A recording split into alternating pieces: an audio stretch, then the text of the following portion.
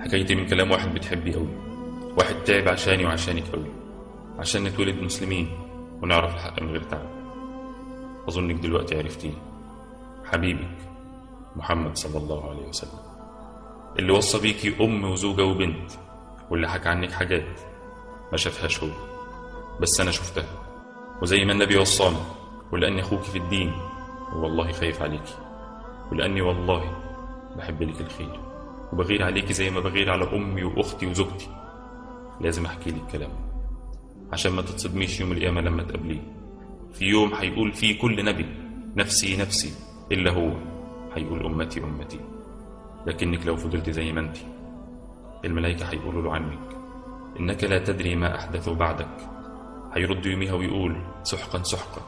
ساعتها مش هيكون فخور بيكي، مش هيكون عايز يشوفك، لأنك ما سمعتش كلام ربنا ولا كلامه، ما قدرتيش تعبه وتعب أصحابه وجهادهم واستشهادهم عشان الدين يوصل لك. عشان كده هو قبل ما يموت حكى لهم عشان هم يحكوا والحكاية توصل لزماننا، فاحكيها لك ويحكوها لك عشان ما يكونش ليكي حجة يوميها وتقولي محدش قال لي. عشان كده حكى لهم عن بنات محجبات ومش محجبات، وصفهم في حديث وقال سيكون في آخر أمتي رجال يركبون على سروج كأشباه الرحال. النبي هنا بيوصف رجالة زماننا وهم راكبين عربياتهم ورايحين يصلوا، ينزلون على أبواب المساجد، نساؤهم كاسيات عاريات على رؤوسهن كأسنمة البخت العجاف، العنوهن فإنهن ملعونات. انت عارفة النبي قال ايه عن الكاسيات العاريات؟ لا يدخلن الجنة ولا يجدن ريحها، يعني مش هيدخلوها ولا حتى هيشموا ريحتها. عارفة يعني ايه كاسيات عاريات؟ يعني لابسين بس مش لابسين، يعني لابسة بادي وبنطلون أو أي لبس ضيق. عارفة يعني ايه على رؤوسهن كأسنمة البخت؟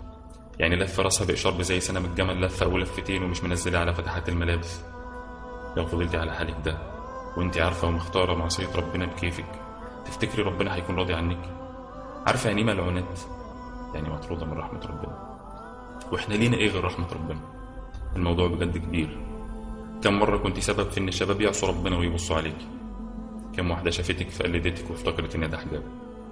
يا ترى رأي النبي فيك ايه؟ لو النبي عايش وواحد راح يستشيره عشان يتجوزك، تفتكري هيقول له اتجوزها؟ ولا هيقول له زي ما قال زمان فاظفر بذات الدين؟ السؤال ده انت تجاوبيه مش انا. ضحك عليك اللي اقنعك ان ده حجاب او حتى خطوة للخير.